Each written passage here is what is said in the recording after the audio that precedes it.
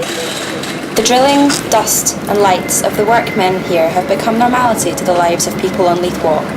Since roadworks began last year, we've seen roads closed, buses diverted, and many bus stops moved around, causing obvious frustration.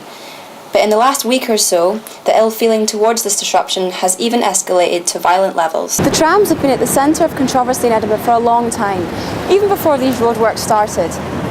The majority of locals did not want the trams. The SNP government pledged to stop them, but now here they are on our doorsteps, and not only causing chaos with the traffic, but a lot of angry locals now have been known to be throwing things at the workies. Well, obviously a lot of people are extremely unhappy about the disruption, and that's not surprising when you see what's happening in the street here. I think that the experience of other people who've had trams in their area is very similar, though, that when the tram works are being done, people are very upset about it frequently, but once they're there, the response often changes quite dramatically.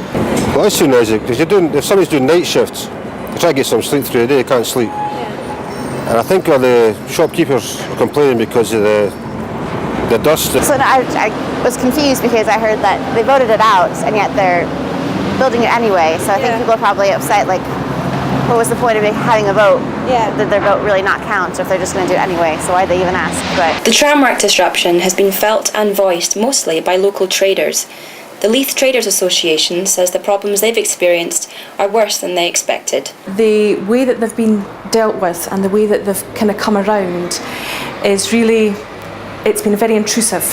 The communication has been nil, and there really hasn't been very many communications from TIE, or proper communications from TIE, and then what we have had really hasn't been sufficient. The council have announced they're scaling down the project, which brings some hope. But with heavy work of pavement narrowing and electric cable installation still to be done, these workmen will be around for some time yet.